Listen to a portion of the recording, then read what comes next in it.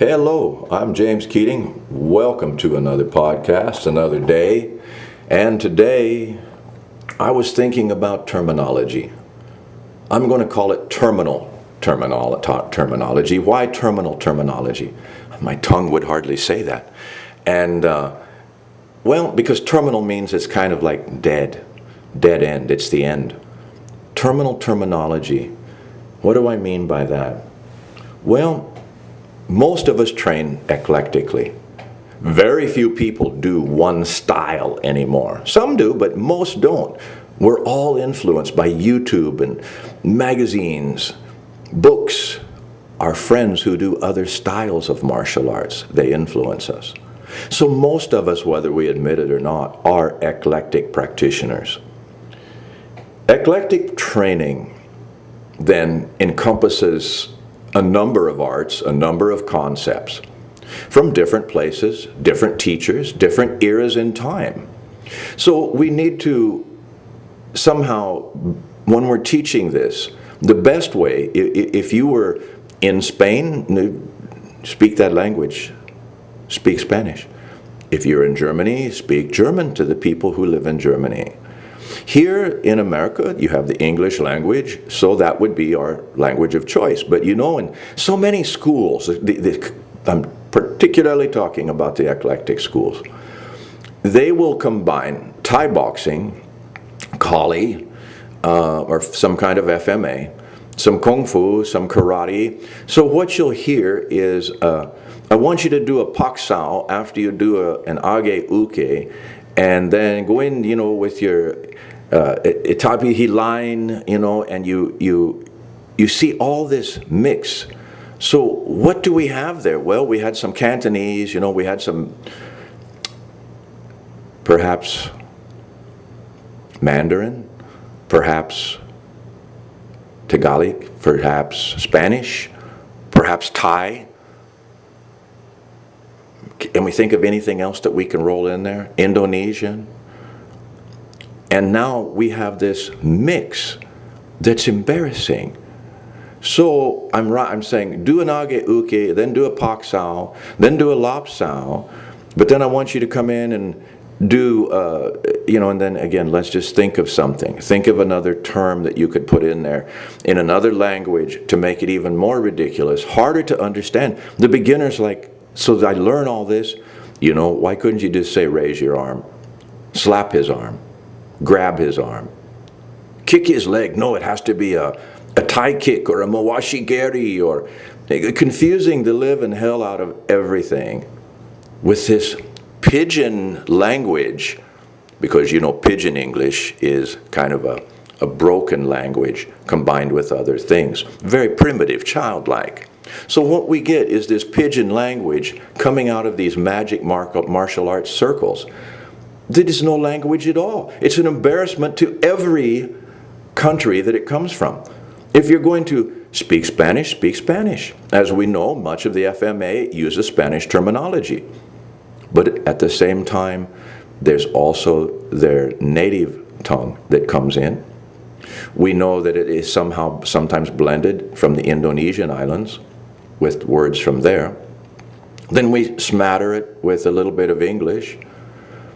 And again, since Japanese has become sort of the international language of martial arts, you always have to have a little bit of Japanese terminology in there. So I think it's a pathetic situation. And if I were the one teaching, I guarantee you I would be using English language. Slap his arm, raise your arm, lower your arm. I wouldn't have to tell you to do a lansao or this and that.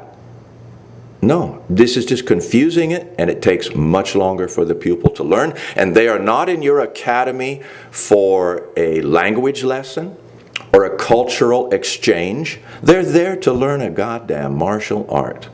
Yet the first thing is, they're not taught martial art. They're taught this bogus language. They're given these bogus goals of belts and all this ridiculous shit that does nothing in the end except impede their progress by evil guru who'd say, you're going to be in my studio now for 3 years. I know I could teach you the same art in about a year. but you'll be here 3 years because I'm going to take your money that long and confuse you. This is an evil thing. This is called commercial martial arts.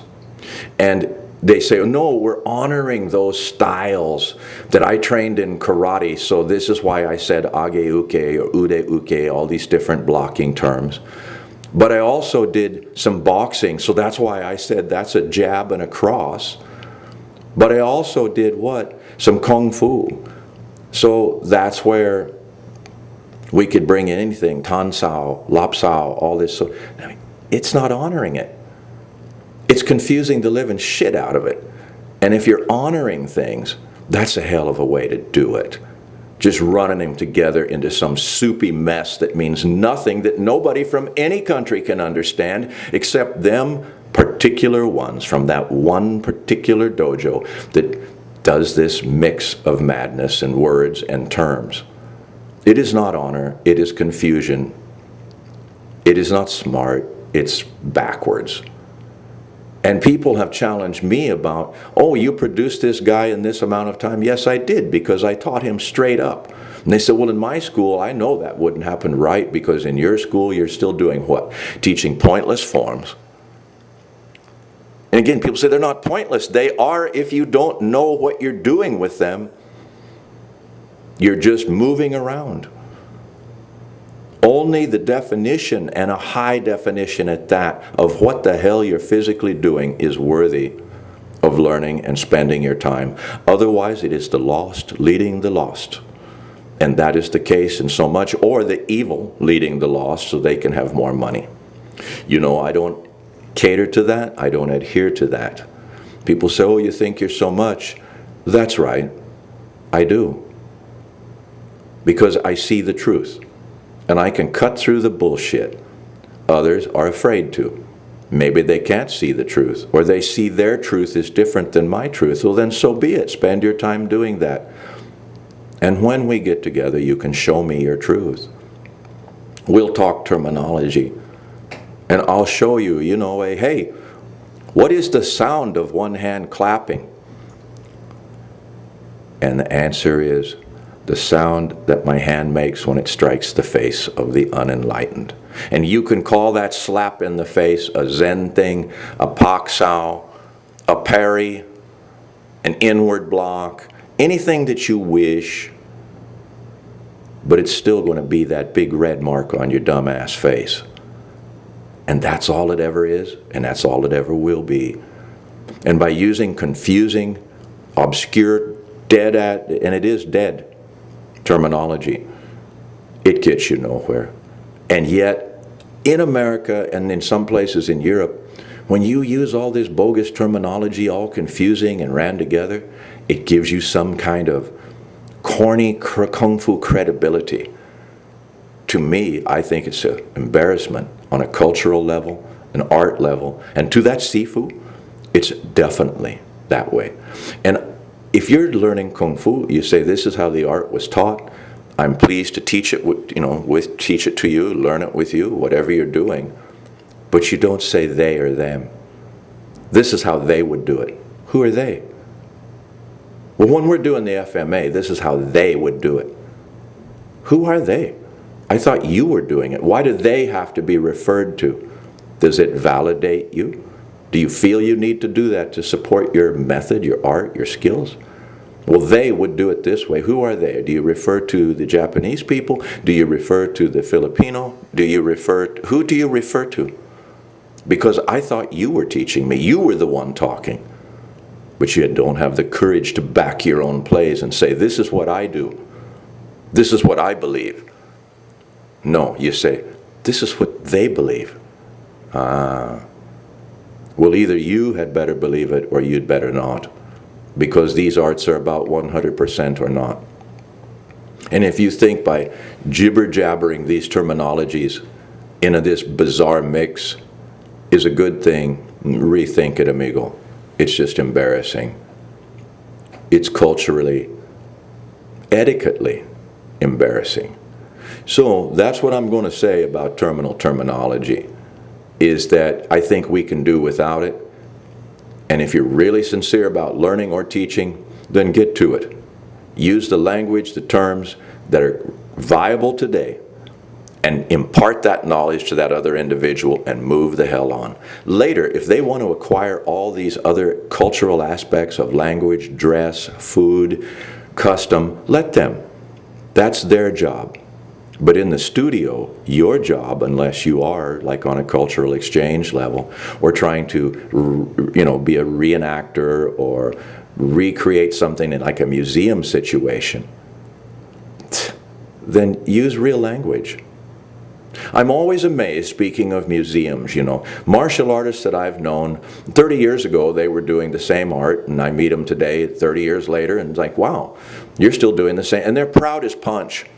They're proud as punch. I haven't grown 1 inch, I haven't changed, I haven't done a thing. I'm still the same guy I was 30 or 40 years ago, and they're proud of it. OMG, exclamation mark.